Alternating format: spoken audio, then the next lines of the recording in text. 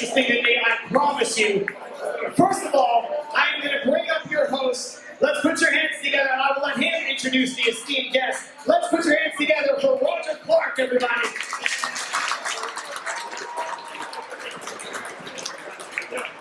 Roger, you can go ahead and introduce our two guests here. Hello, everyone. I can't tell you how excited I am to be here. What an honor. It's good to be back at QBC again. Yeah! Thank God, right? A little bit about myself. Born and raised in Queens. Mets fan since I was, since I was like literally coming out of my mother's womb. I'm so glad to be here. All right, guys. How cool is this? Keith Black, he texts me. He says, "Do you like Gary Cohen and Ron Darling?" I'm like, "Are you freaking crazy? Of course what?" And he says, "I want you to host the panel." This is the coolest thing I've done ever. All right? Ladies and gentlemen, 2/3 of GKR. Okay? Since 2006, they have given us joy, excitement, fun, comedy, life. They are the one and only Gary Cohen and Ron Darling.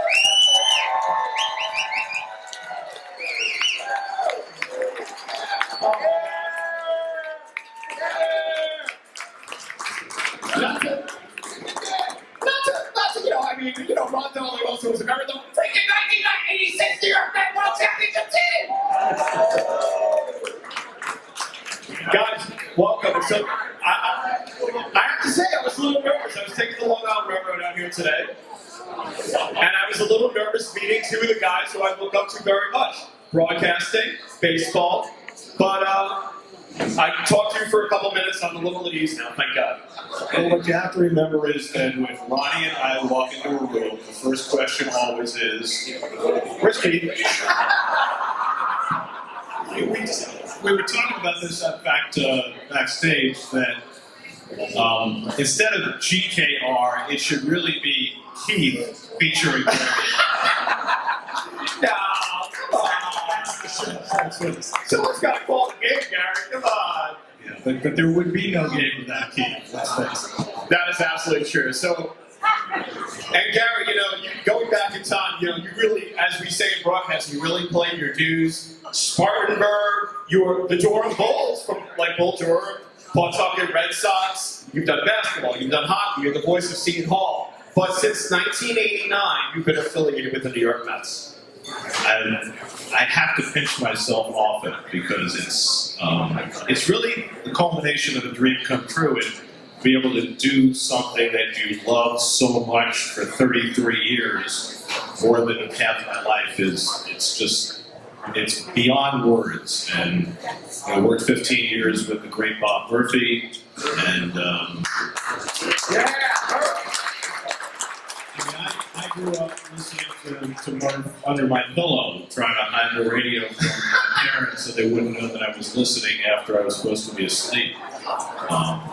1973, 19-inning game in Los Angeles that ended at 5 o'clock in the morning. I managed to stay up and listen to Murph that entire game. And then, to end up working with him every day for 15 years was beyond anything that I could have possibly hoped for. So, and now I get to work with these guys. Yeah, and Ron, I was going to say, when you were in your playing days, obviously, did you, in the back of your mind, always have the idea that, like, you know what?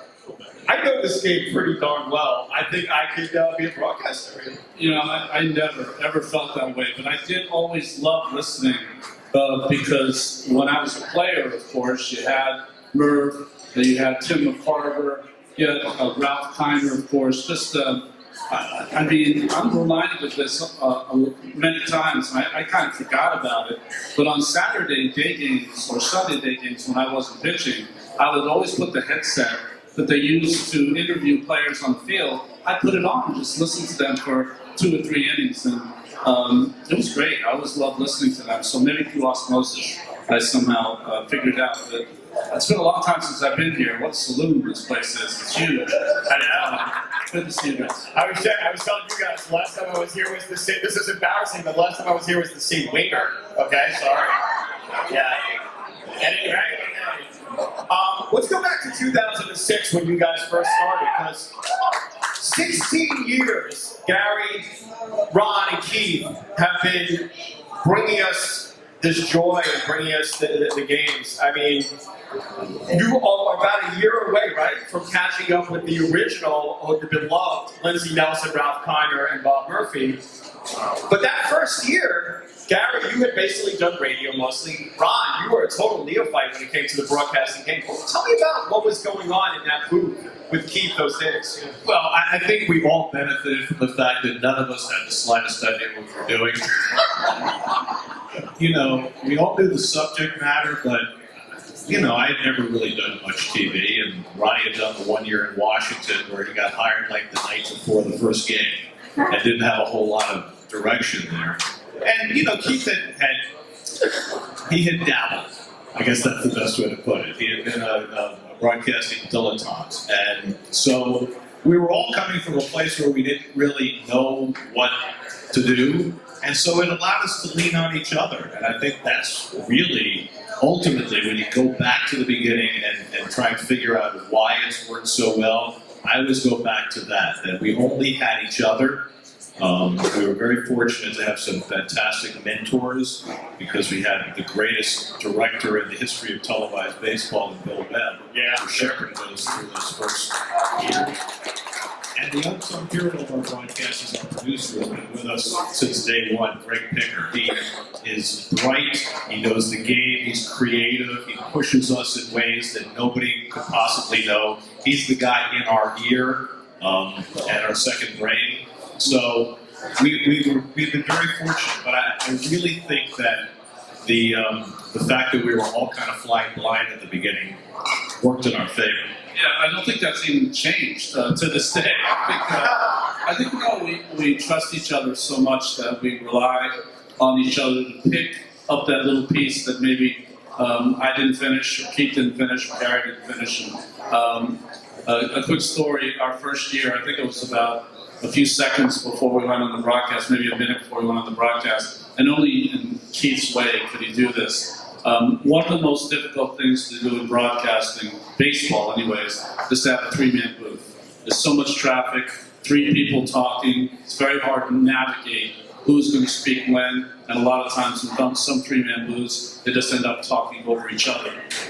Keith minimized it right away. He said, turn to me as we were about to do the first open. He said, listen, I do the hitting, you do the pitching.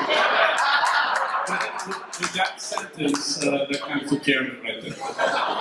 It's Occam's razor, right? And when, at the end of the day, it's the simplest answer, that's the best answer. And that's Keith, bringing it down. And that's like when he told Jesse Orozco, don't throw another epic fastball, right? Got right to the gist of it. Which I heard. So, but the one thing that is always fascinating, I'm like, all right, guys, I don't want to go there, but sometimes, when the Mets are at the low points as an organization and as a team, you're still able to make it and keep it entertaining, which is a quality that not every broadcast team has. We're spoiled. Well, don't tell anybody this, but honestly, we have a lot more fun when the Mets stink.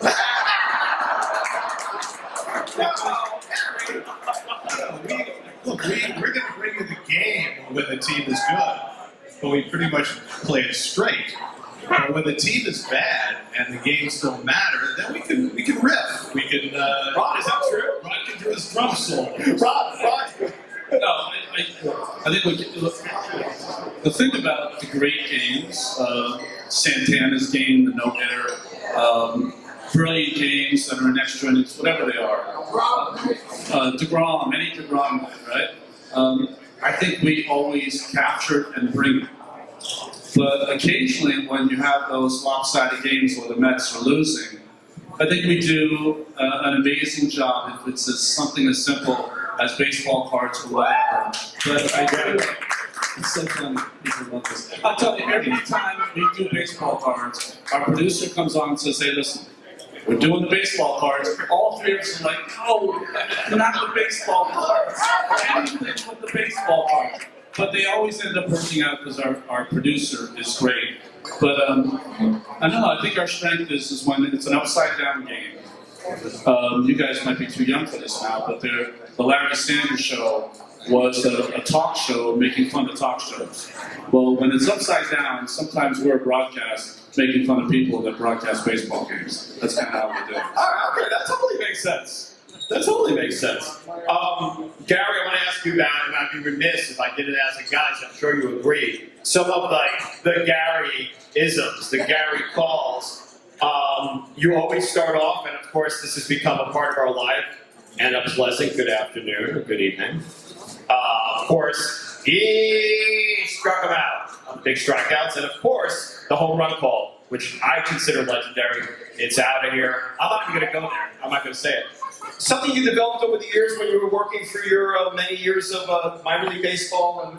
Well, I'll tell you this. When I was in the minor leagues, I was conscious of trying to create a home run call.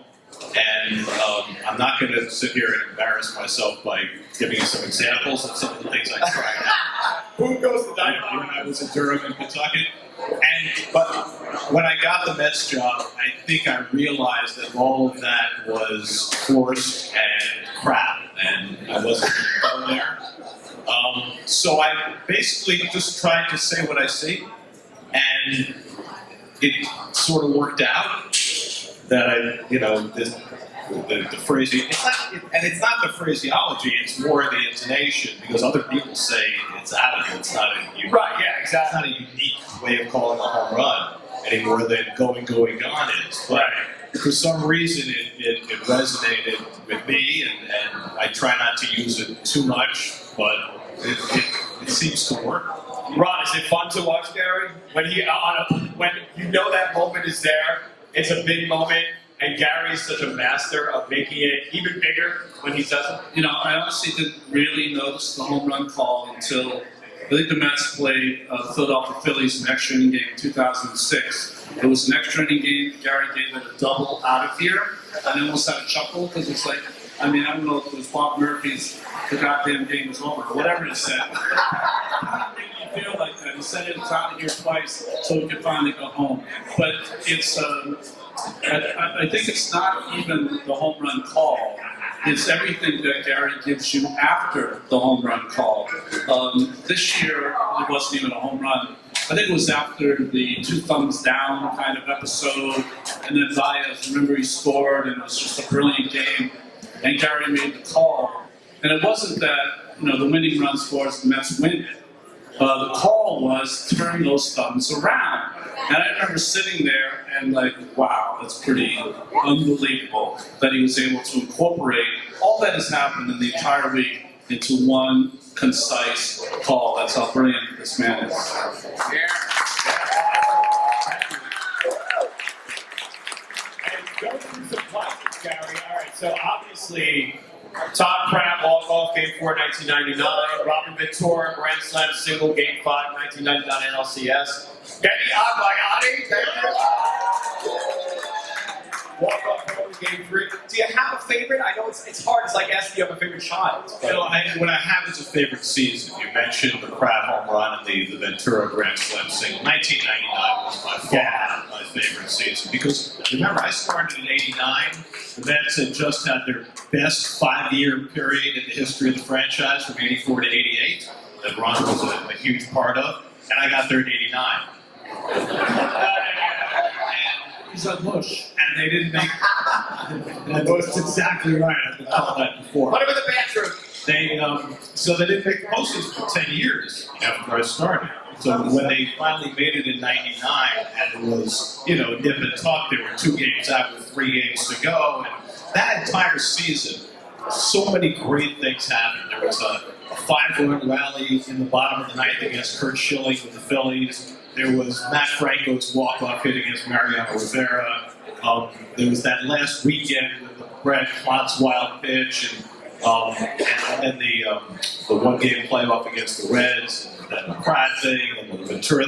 There were so many great moments in that season in '99, and because I hadn't been through one of those before, it resonated even more so with me as a broadcaster. And, you know, what was great about the Pratt home run was that nobody in the ballpark, including Todd Pratt, knew if it was a home run. That's That's right. Because when Steve Finley went up for the ball, everybody thought he was going to catch it, including Finley. He pretty much caught everything that year. Yeah. And then, of course, the Ventura thing, he hits a grand slam, and then, it was Pratt front and center again, tackling him so he couldn't circle the bases. So, those are things that are not simply great moments, but they're unusual great moments, and so those stick with me. And you guys Ron, you were there that night for Johan Santana's no hit? Yes. What was that like? Because both of you know the history of the Mets, and it's almost, we know the Seaver story, and it's almost unbelievable to think that Seaver, Matlack, Guzman, any of those guys never pitched a no-hitter. 2012, we finally get one from the Mets. Yeah. Well, Gary and I used to always have this fun little ditty back and forth, that when someone would have a no-hitter for 5 or 6 innings, I would look at him and go, this could be the moment. He would always say to me, I don't know how many times I need to tell you this, the Mets will never throw a no-hitter. Ever. They see too many good pitchers. And that game really was different because of the pitch count. You just didn't think that at any point Johan Santana would be able to finish that game. And that kind of was the theme of how we did the broadcast, is that here's a guy, maybe in his fall of his career, can he do it one more time? Is he going to be allowed to do it one more time? And that became the theme of it, and for him to pull it off. I've never done this after a game. I've seen a lot of great games, especially with the great DeGrom and others. After that game, I went downstairs to congratulate him. I've never done that before, because it was just inspiring. Because I think Santana, when he puts his head on his pillow now, occasionally will think about his last great moment. And Ron, and Gary too, I guess the no-hitter is it's like a perfect storm, at least back then. Now we see it a little more often, sadly, but it was a perfect storm that night. You have to have the guys are off, they're not hitting. You have the guy has amazing stuff. Is it more on the pitcher side? What was strange about that night is that the guy throwing a no-hitter might not have been as compelling as the manager of the ball club. Terry Collins and the agita that he was going through to try to make this decision to allow this great pitcher, to play it out. And we just recently saw the playoffs, right? A 5-inning no-hitter by a Braves pitcher. He was taken out after 76 pitches. That's where baseball is. Well, 5-6 years ago, it wasn't that way. So Terry Collins made that decision, and we're all lucky for it. And the thing about it is that early in the game, there would have been nothing to make you think that there was even a possibility. He walked 4 batters in the first 5 innings. It was not a vintage night for Santana for most of the night. But then you get the call on the Beltran foul ball, and then you get the Baxter catch, and all of a sudden you're thinking, maybe this is possible. And then the push-pull about the pitch count became the story. But, Ronnie mentioned before that I always told him that the Mets would never throw a no-hitter. And until the very moment that David Freese swung at that last pitch, I did not think it was going to happen. So that made it even more special, because it was, for anybody who has lived through the majority of Mets history, as many of you have and as I did, 51 years is a long time considering how many great pitchers the Mets had. How many of them had gone on to pitch no-hitters for other teams, whether it was Seaver or Mike Scott or Don Good or whatever. So it was a wonderful night, and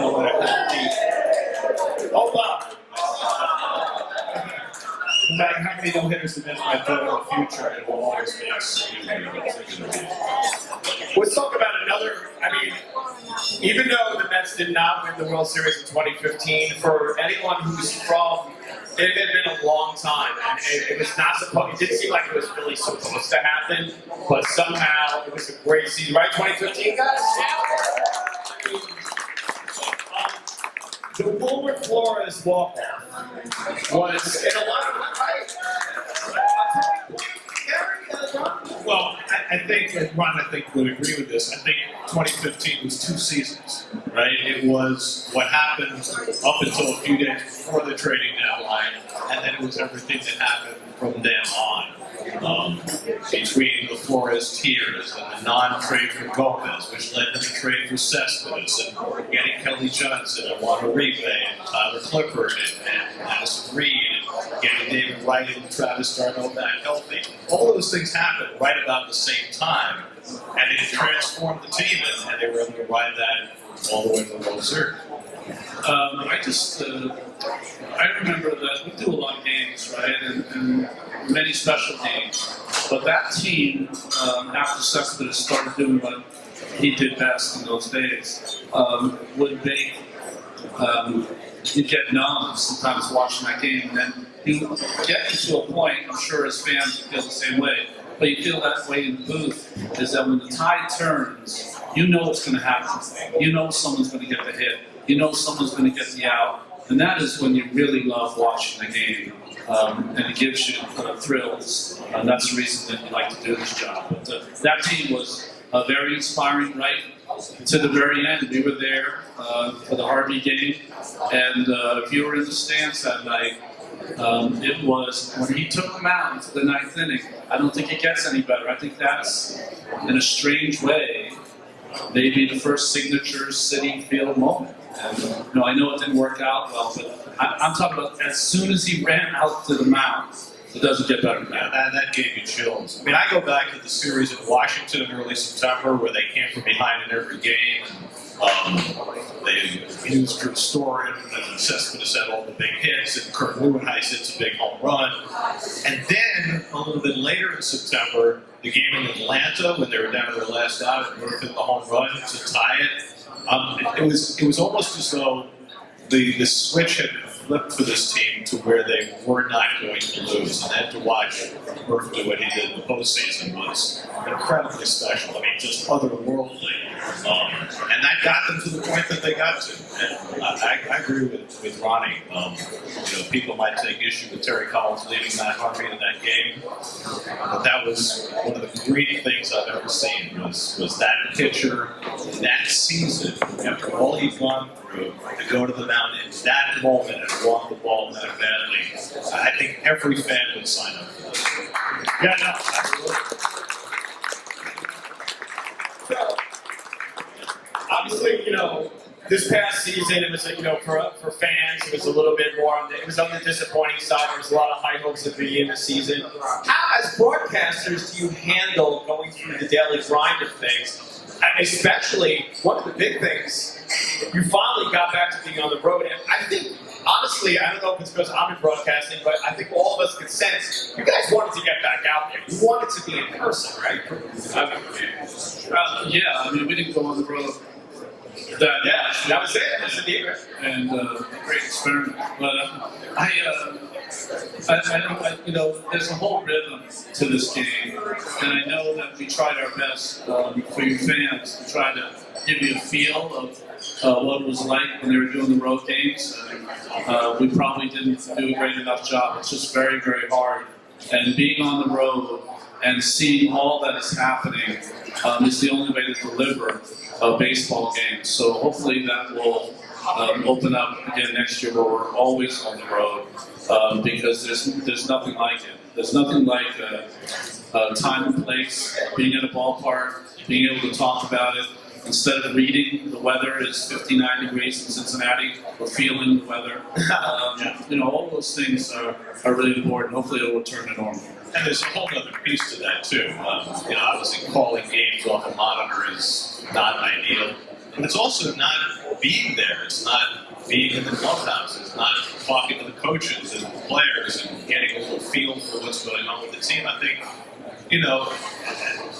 think everybody has felt that who covers baseball. The fact that you just don't have the connection that you have when you're there. And, it's our job to try and bring that home for the people watching. And I agree with Ronnie. I don't think we did a very good job of that because it's just the raw materials weren't there for us. And I think we had to rely on our own wits a lot more than we had in the past. Yeah.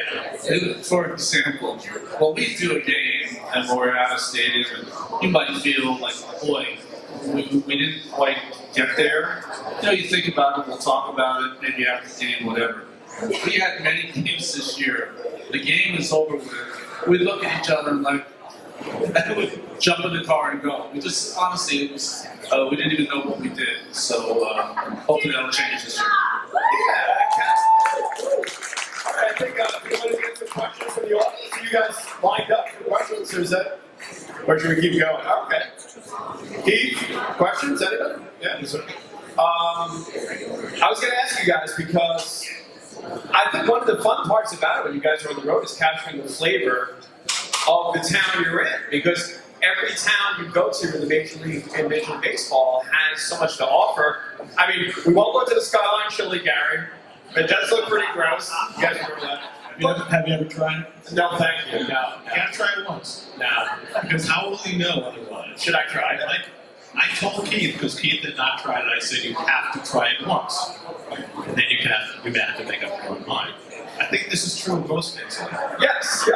Like kasha knishes. I like potato knishes. My grandmother made me try kasha. I thought it was pretty yucky, and I never went back. Now you know. Yes. All right, guys. I know you're probably like, why isn't he asked about Keith? We got to talk about Keith. He is such a great character. How fun is it to work with this guy? Because, well, I think Ronnie can speak to it best because Ronnie knew him as a teammate, just as we knew him as a player. right. And it just does not compute that the guy that we watched on that field is the same guy that we work with every day. I'll make the argument it's not the same guy. It's got to be someone different because my memory of Keith as a player would be coming into the locker room, he dragging his body kind of to his stool, kind of sitting there doing the crossword puzzle, and then kind of getting himself ready for the game. And once the game started, he was always spot on. As far as broadcasting, one, I never knew he was, one, that funny. Two, so well read. And three, I think, and I should have known this because he was the captain of our team, but he's such a good teammate. I think that Keith and I were close as teammates, but not as close as we are now. And that relationship has blossomed because of this broadcasting team. And as I've gotten to know him, he's a full-round individual with lots of amazing qualities. And listen, Gary is so great at what he does. I do whatever I do. But there's no one in this room. There's only one Keith Hernandez. And don't you forget. And by the way, you agree with him 100%. Here's the thing, though. When he was a player, he was as focused as any player I've ever seen, right? From first pitch to last out, he was aware of everything that was going on, never missed a beat. Now, if smartphones had existed when Keith was playing, and he had one in his back pocket, would he have been as focused? I don't think he would even have attended the games.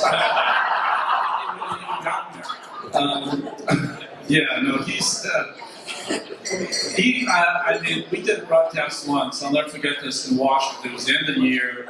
Mets were struggling. College football season, right? College football season, and Keith is interested in college football. Likes the home dog. If that's what you guys like to bet, and that's his main bet. And as Gary and I were doing the game, we were sitting 7 stories above the field. Keith is faced the opposite way, making sure that his home dog picks were coming through. Back to the field. And I guess it's like you just get used to it. You guys have been doing it for so long. So every once in a while, right? I hate to say it, but Keith will say something that's like so out there, and you're like, "What? Did you just say that?" How do you react to it? You just roll? You just roll with it, right? Because you used to working with each other. Right? Well, there are lots of different ways to react. If Keith says something outlandish, I will either call him on it, or if it is so outlandish that it's going to get us in trouble, I try to ignore him. And our producer, when he says something that no one else has ever said before, whether it's Fundies or El Stinkowski or whatever he says, our producer always says, Keith, I have to write that down. And he always writes down his uniqueness, because no one else can speak like he speaks. And Gary, from your perspective, like, so you started in '89 with the radio, so you were still, I mean, you were a professional and working the circuit, but at that point, I mean, I would imagine in '86 you were a fan. Yeah, I was living in Virginia, sitting on my couch and, watching every moment of every game. In fact, I had a VCR and I taped every game. I still have those from the playoffs and the World Series. So Was to a certain extent, was it interesting to like walk in and see Ron Darling? well, my first year with the Mets was Keith's last year as a player, and Ronnie was there for a couple of years after I got there. So I got to know them peripherally as a broadcaster and player, but I didn't really. And Keith and I got to know a little bit because he had done broadcasting, the last few years I was in radio. But I didn't really know either one of them very well until we started doing this. So, we were kind of starting from scratch, and the relationship has only grown over the years, and I think we all have such great respect for one another. And I think that shows. All right, should we talk about the team? Oh, yeah, do we have a question? Oh, yeah, pop over, yeah. First of all, best in business, right? Yeah. You have a book. Ron Darling has 3 great books. Any book out of you, Keith, Aaron? No. Second question, actually. If you'd like to ghostwrite it for me, send me a proposal. Any other questions, guys? Anybody out there? We got something coming up. I got a question for Gary. What was the biggest moment that you had where that's what you thought they were going to pull through, but they just didn't do it? And any player, any moment, they were going to pull through it, and they just didn't do it. You know what? I don't really think that way. I try and stay in the moment. I try not to anticipate what's going to happen. I think if you try to anticipate, then you get yourself in trouble. Yeah. I think that especially my favorite part of games, other than our banter, is close and late. Right? I mean, it's great when the Mets win 10-1, but it's more interesting when it's 3-2 in the 8th or 3-2 in the 9th. And I try to be as in the moment as I possibly can. And I think these guys do the same thing. And you react to what you see as opposed to thinking about what might happen. You watch what does happen and you react to them. Game 7, 06, I saw that pitch. I was at the game. Belcher didn't swing. I'm like, how do you not swing? But I saw it in the replay. Crazy pitch. Unbelievable. I don't blame him at all.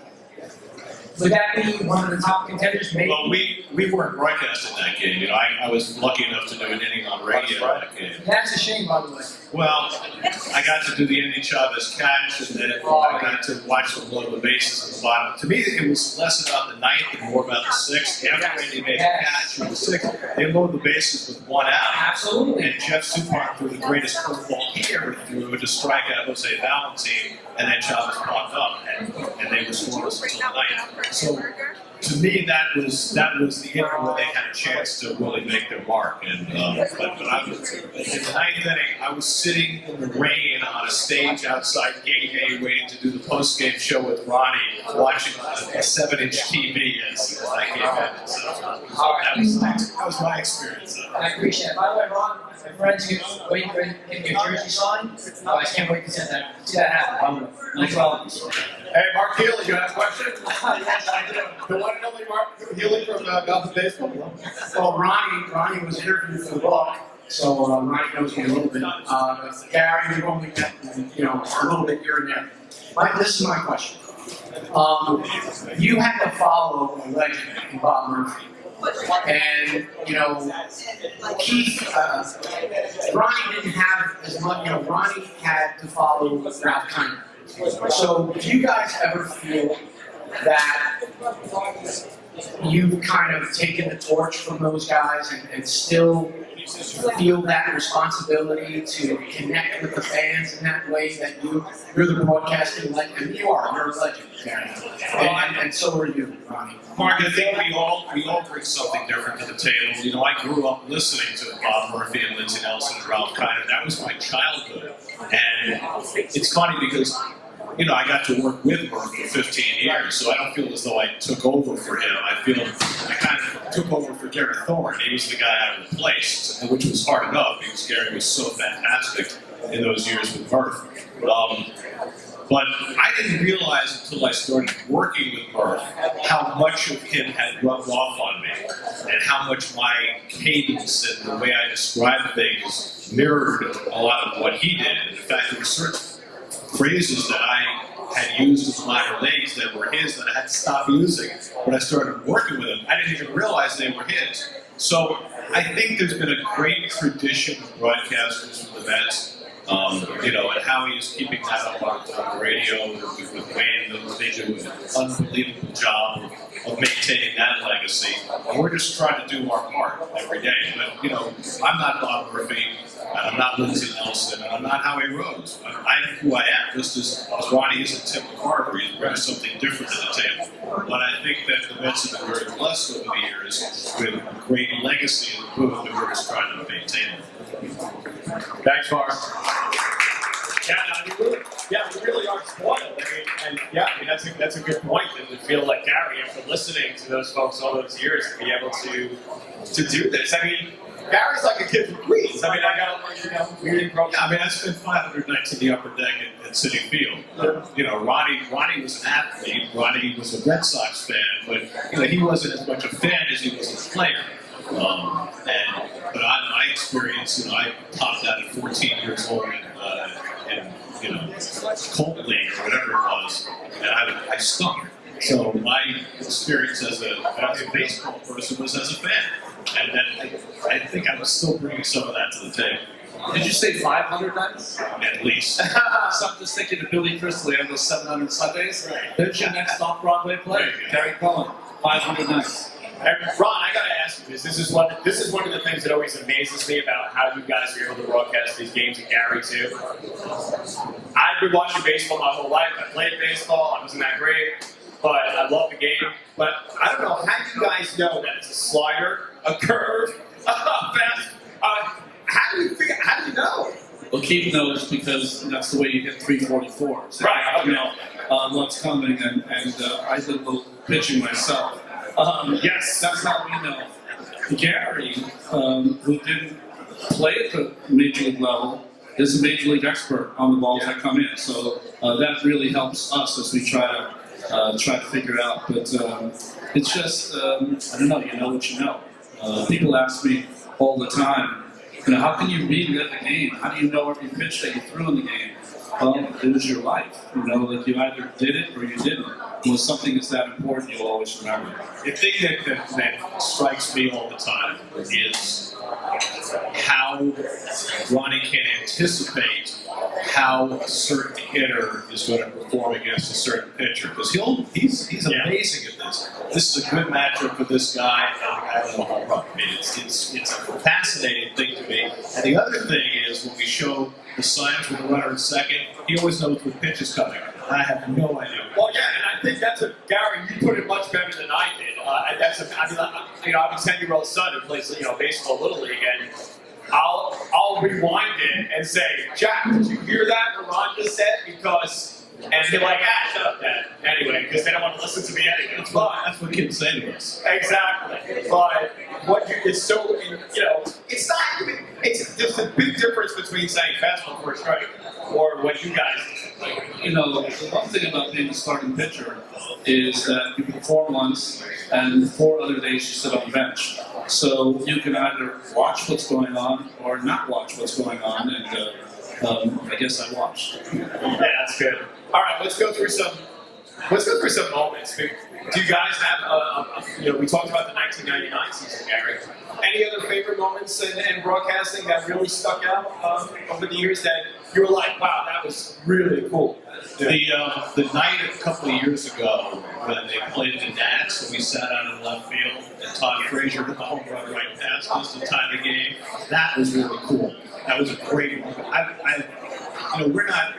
Where we broadcast at Citi Field, we've got a great seat. We're tucked back behind the plate, so we really don't get a sense of the crowd. So when we do sit out, it really changes our perspective as far as the atmosphere of the ballpark. And that night, as the Mets were trying to make a run in 2019, was particularly electric. runs in the ninth against Sean Doolittle, and Frazier hits the home run, and then Conforto against the walk-off hit. That was one of the unique experiences for us in recent years. I thought that really resonated. One of my favorites happened a few seasons ago, and it happened with Jacob deGrom. It wasn't a good game for him. He had 3 consecutive bad starts, which is even hard to believe. I think it was 2017, I could be wrong. But they were in Texas. Terry Collins was the manager.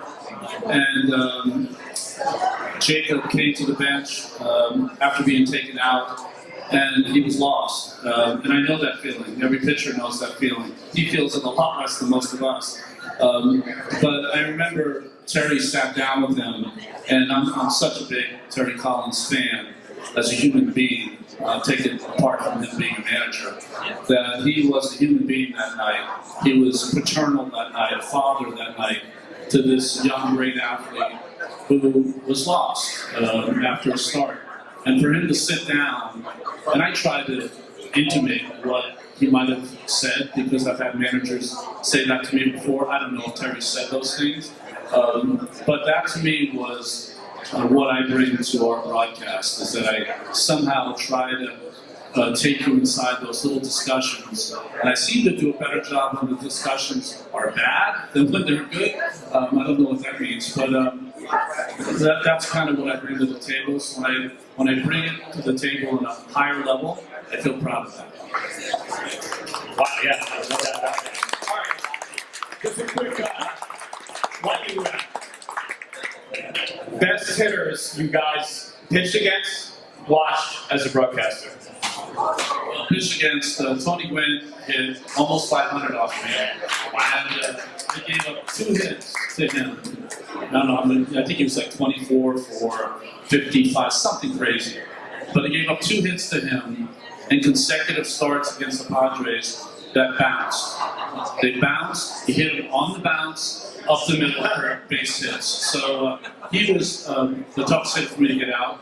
But I think, and it was really, I guess not the end of his career, but he still was an amazing hitter. But facing Jack Clark in the 80s with the team he had in St. Louis was, you kind of hitched up your pants a little more before he came to the plate to try to match what he would bring. Because usually there were 2 or 3 guys on base at the time. But it was a perfect mix for him, being the only power guy in the middle of all these jackrabbits. And it was fun to face him because he was locked in. It seemed like he was locked in all the time. Gary, you've seen a lot of great ones too. I think about guys who went on great stretches. The assessment is for 6 weeks in 2015 was the most awesome thing I'd ever seen. Carlos Beltran across a couple of seasons, the mixture of speed and power and base hit ability to go from overall defense, he was a remarkable player. But sometimes we're prejudiced toward things we see as kids. And I was very fortunate to grow up in the 60s watching the National League. I got to watch Willie Mays and Henry Aaron and Roberto Clemente. But the most awesome, fearsome hitter I had ever seen was Dick Allen. Richie Allen, when he played for the Phillies, hit the longest home run I ever saw at Chase Stadium, over the left field stand, over the bullpen, over the back fence, into the parking lot. It had to be 550 feet. And to me, he was the most fearsome hitter that I ever saw. Some of that is the prejudice of youth, but people are touting Gil Hodges to be in the Hall of Fame, and I think he absolutely Yes. not question. But I think of him as Richie because he was that way as well. Phillies. He prefers Dick, and he became Dick when he was an MVP with the White Sox. I think Dick Allen deserves to be in the Hall of Fame as well. Okay, last question, because I think we're running out of time, right, guys? Yeah. I don't like to get into this too much, but the future of the team. What do you guys think? You don't try not to talk about it too much in the booth, but obviously you see what's going on. I think there's a lot of good young players. I think there's a future. So, If you don't talk about it in the booth, it's really fun. No. Sometimes, maybe. Hey, listen. It's an interesting time. The most interesting time because you have a lot of players who had a down season. You expected more from them. You expect more from them in the future. Is the Grom healthy? I guess there's so many questions and so many question marks. It's hard to figure it out until you see these guys in February and March. I don't know how Gary feels about this, and maybe it's from being a former player. When February and March comes, I'm 100% in. I don't care who's in the numbers, who's wearing the uniform. I feel like it's going to be a championship year, and I think that's just from being a former player. I don't know how you feel. I feel exactly the same way. Let me know on February 15th who's on the team, and I'll take it from there. But I think here's how I look at it from a global view. Okay, the Mets now have more resources than they've ever had before. The question is, how are they going to best utilize those resources to have the best organization they have? And I think that is happening even as we speak, even though there's nobody in charge of the baseball department right now. I read yesterday that the Mets athletics department is up to 26 people, which is exponentially greater than it's been before. So the resources are there. I also think about what's happened over the last 3 years. 2 teams in the Mets division have won the World Series. Each of them were terrible early in the season, right? I mean, the Nats were 19-31 and won the World Series. The Braves were under 500 at the trading deadline. They won the World Series. There's so much that's more mercurial about baseball right now. So all you can do is put the pieces in place and hope for a good outcome. I think that the Mets have some good players. I think they're more on the way. But I think more importantly, looking 5 to 10 years down the road, I think the Mets have the resources to be a competitive championship caliber team year after year. Now it's just a matter of putting those resources to work to make that happen. Well, listen, I just want to say, first of all, this is one of the coolest honors I've ever had in my entire life, no matter what, is being on the same table with these 2 guys. I will never forget this day. Thank you. Thanks. And let's hear it one last time, because I know everyone wants to get a chance to meet them. The greatest broadcasting team in Major League Baseball.